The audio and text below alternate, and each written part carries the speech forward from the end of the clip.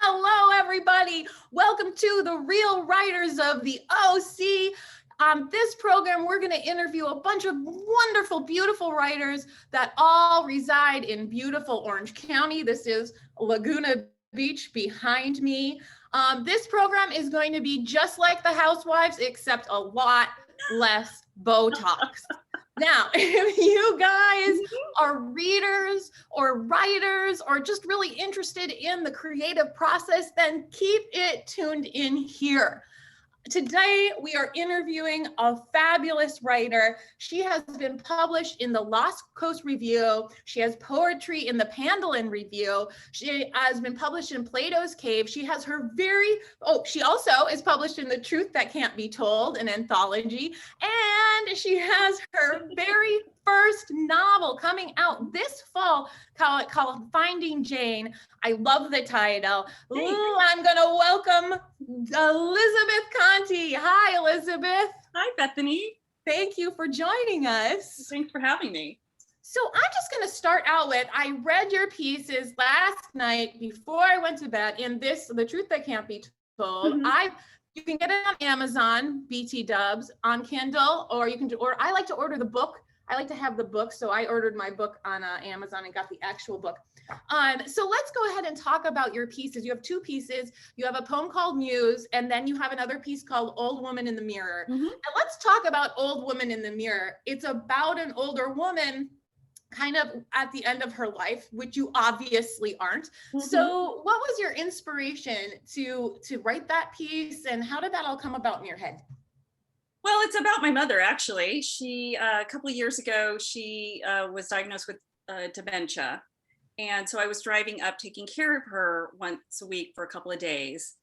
And as her dementia got worse, things were just happening. She couldn't remember things, and she'd be really depressed, because one of the things about dementia is they get depressed. And I was, just writing on the computer, and she's just so upset and she's sad. And I go, Mom, what's wrong? And she goes, never mind, you won't get it. She just won't understand. And that really bothered me, because my mom was always a really joyous person, a really sweet woman. But, this dementia was taking over her, and she's just sad and depressed and moody. So I went home and I really thought about it. And so I wrote this story. And when I was finished, I read it to her, and she cried. And she says, you do understand. Oh. So it was my ode to my mother. Oh, that is, now I'm going to cry. Because when I read it, I really did feel that you were definitely putting yourself in that place. What a beautiful tribute to, just sort of talk about walking a mile in another man's shoes, just to really put yourself in that place for her. How lovely. And that's why I wanted to write it, because, we talk about diversity and groups being left out. And being with my mother, now she passed away last year, and I was taking care of her for a couple of years. You realize, I was around a lot of older people. They're just the lost society. Nobody pays attention to them anymore. Nobody's talking about them. Nobody's writing stories about them. They're just invisible. And women get invisible as they get older, but older people are just invisible to everybody. And so I wrote the story because I wanted to bring light to the elderly and what they're thinking, what they're going through, the lives that they lived. They have feelings too that we seem to forget. We just push them in a corner and they're mumbling, or they don't know what they're talking about. And I just wanted to bring light to the subject of the elderly getting older, their long lives, dementia, and losing your mom. Yeah. It's so true, like, especially in Western cultures, we in other cultures, people look up to, there's the wisdom of living longer, and we kind of bypass that. We do. Yeah. So that's really big. Another thing that I feel like even younger people will relate to about this story is, for me, who I sometimes suffer from depression. We all say it like this, it just like they're not hearing you. yeah, right, exactly. But it almost was a snapshot to me of sort of what depression feels like. Mhm. Like not the thoughts, because her thoughts were definitely different thoughts, but just the feeling of like what that feels like. It felt like, bam, that's the Because her thoughts were really clear. I mean, looking in the mirror and going, I don't know who that old woman is. That's not crazy. right. You know, she still had these very clear thoughts. Maybe she, went off into tangents, things here and there, but they're not crazy. And they have a lifetime of memories, a lifetime of knowing, and they're at the end and they're facing it. Yeah. Whoa, what a powerful piece. So I'll move on to Muse. That's such an interesting poem. On the flip side. On the flip side, yeah. Okay. Are you stalking somebody? Yes. You guys have got to read this poem. But I can't tell you. Oh my God. Is it me? No. Not yet. But it's somebody who's going to watch this. I mean, no, it made me, look, I don't know if you want to tell us the whole thing, but like, I just was like, it really intrigued me because it did to me what poems are supposed to do, which is like, made me think about like, paint this whole big picture of who is she talking about and what is happening and who is, and I just had all of these things going on in my head. Oh, I'm so glad, because that's what it should be. Right? That is what it should be. Mm-hmm. So do you want to tell us who you were? No. Oh, even better. Because I have brothers and sisters who are all artists and musicians. So, whether you're writing a song, whether you're doing a painting or writing, I think we all have muses. And that's basically what the poem's about. I mean, I've been around a lot of writers, been around a lot of painters, and we all have muses. We all have something or someone that drives us to get to that creative side, that right side of our brain that brings out the emotion. And that's basically what the poem was about. It's, about being an artist. We need something to focus on to help us kind of distract us from that left brain and bring out an emotional base that brings creativity. That's cool. It's like, and two muses are so written about in history and in all different, right, and what that is, and taking like human forms or not, or what, whatever inspiration, wherever it comes. Oh God, I want to know. I so want to know. I want to know. You'll never know. I'll never be able to know. That's why it's poetry. You don't say anything. You don't tell the truth.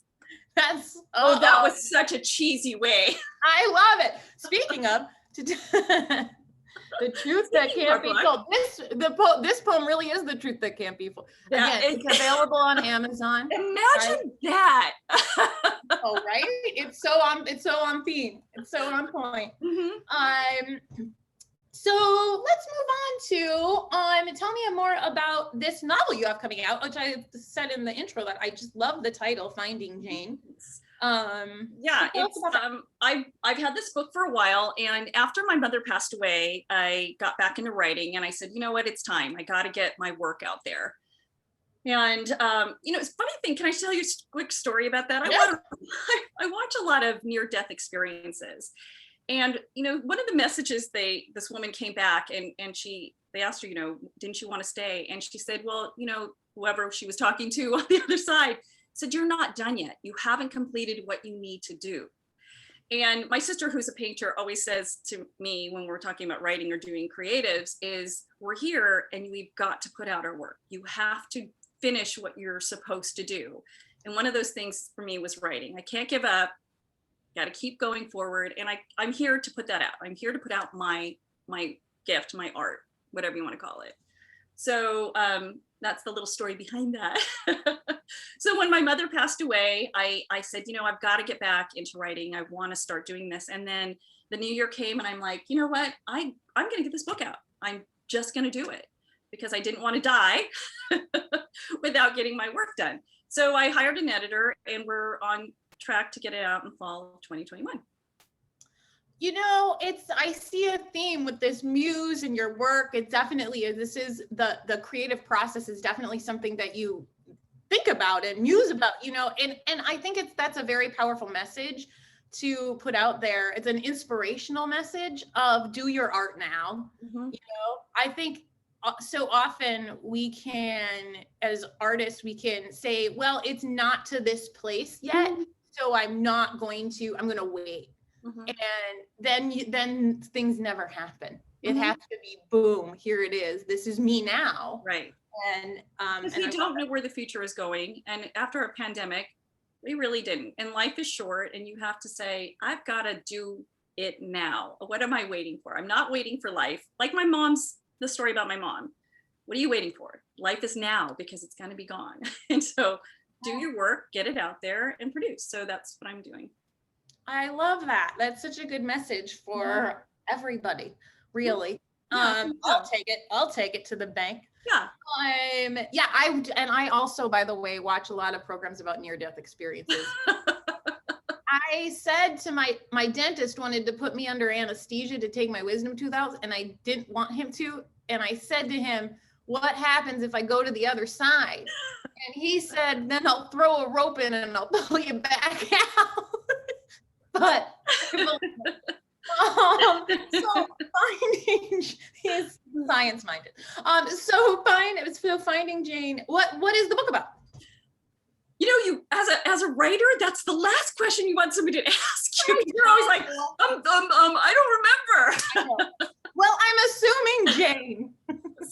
It's about Jane. So I have this young woman named Jane Reynolds, and her life is kind of kaput. Her love life just kind of threw up on her.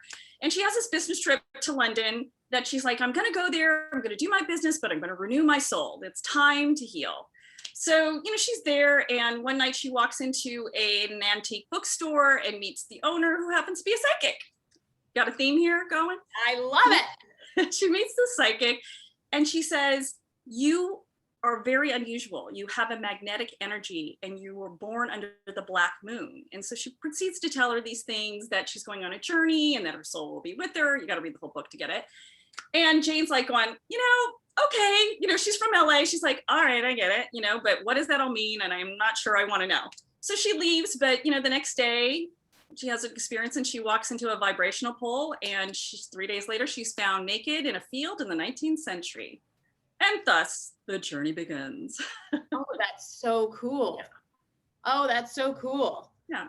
And so my book is a time slip piece, obviously. I like to say my book is Pride and Prejudice meets The Time Traveler's Wife. Uh-huh. Oh, I love it. And so there's a romance element? It is a romance element. There is a romance element, but I want to make it very clear, it's not a romance book. It's upmarket fiction, because I think people have different expectations. Because can I tell you a little bit about why I write? Yes, please.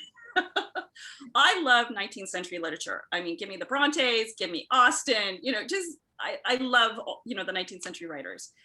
And, but most people won't read them. They're very difficult to read for most people. They don't have the time, but they'll watch the movies, and they always tend to be like the biggest hits in the, no matter what decade it is, you always have some kind of Austen or Bronte movie that everybody loves. And they're always still on the top 10 books sold, but not a lot of people will actually sit down and read them. So what I wanted to do is take what I love about 19th century literature and update it for the 21st century woman. Oh, how interesting is that? And it's true, because what is a more test of a story than something that's lasted that test of time, Yeah. Speaking of why you write, so how did you first get interested in writing? And in the beginning, as far back as you want to go, I don't know, 2, whatever. So another, those little bits when people go, name something about her that's unusual. I've always been, my family used to call me Motor Mouth. So I turned that into writing, and I always wrote, cards, take up the whole side. Everybody's like, there's nowhere to sign. I was always writing, but I don't know when I actually took time to sit down and write like a novel. I mean, I wrote stories but I never thought it was something that, you could do for a living, because it was what those people did. And I don't know, just midlife crisis. I was going through teenage years. perfect. It's time. I need an escape. I mean, it's better than a Ferrari. I know. So I just started writing, and then I wrote half of a novel and, you know, shelved it. And then this one just came to me, and I wrote it through, and then I started querying it and putting it out there. And in the meantime, 2 years later, I wrote 2 more novels, and then my mom got sick, so I put it on hold. And here I am today. So I hope to get this novel out, get the other ones out, and then continue writing. I love it. I write 8-10 hours a day. Wow, that's a lot. And I hope people really enjoy what I'm writing. I hope it's good enough that people go, I want more from you. That's I can't wait to read Funny Jane. Wait, tell us a little bit about your process, because I know people are always very fascinated by that, by people's writing processes. Do you walk around? Do you just like sit down 8 to 10 hours, boom, boom, boom, boom, boom? What's your process? And if it's so weird, then I really want to know. Okay, so, you know, I've told you a lot that I watch near-death experiences. I've told you that I wrote a book about a psychic. So you kind of get in the picture. I get ideas that come to me. Just, you know, I get people that start talking to me in my head. I know I'm not schizophrenic. They're gonna go, she's just crazy. You know, I get stories, and then the characters start coming alive, and all they're doing is talking to me. And I literally have to sit down and start writing their story or what they're saying to me. So when I'm writing a book, you know, once I started creating my characters, I'll be in the shower and they'll be like, and I'm like, shut up, I gotta go write this. I love that. I think some of the best ideas kind of come from the sky, like where, I don't know. Is that how your brain works? Do you have I always have imaginary conversations with actual like people in my life. Do you do that? Yeah. And then I think that I told them those things and I never did. I just talked to them. And you go, I told you. And they're like, no, you're crazy. I have to say that when I was a teenager, I had this friend named John. I won't say his last name. And we had a lot of fun. So we would like sit maybe in a line or out somewhere, and he would say, that person, tell me something about them. And then I would start a story, and then he would take it over, and then we'd go back and forth and just make up stories. And so, you know, I just, you know, always creating something. You know, I do interior decorating. I've done garden design, so you can tell my brain was always creating. So when it came to people, I can sit back and really just kind of give you a whole story about somebody. It just comes to me. That's awesome. You know, and here's this interesting thing, especially for, I think, kids now who are raised on tablets and things. You know, that kind of imagination muscle is such a powerful thing. And it can be a muscle, and it can't look at you. You didn't just write a novel suddenly. You had all this time that you were already doing that. You were already permission to create, permission to imagine. You know, I got that. And speaking about kids, what I used to do with my kids, or, you know, their friends when they were little, I would say, name 3 things, just shout 3 things, and they'll say bear, gum, you know, sandal. And then I would make a story up of the 3 words, you know, just creatively. So I guess it's just a matter of, you know, it didn't have to make sense. It just imagine. Right. Well, that's what a fun exercise for people to do if they're a little stuck, if they're trying to write, you know, a little stuck, and just kind of do 3 things and make up a little story and get those like juices flowing for any aspiring writers out there. I feel like that's a good one. So I don't write from anything I know. I mean, I'm sure I put all the elements of my design or gardening, or, you know, that I write from what I know. And a lot of people write like memoir stuff or write from their past experiences, but I want to make everybody know I'm not writing about my life. It's not me. And when you ask that question about your process, I think it's really important that, because some people say, yeah, I write about, like, you know, when I grew up or the city I grew up in or whatever.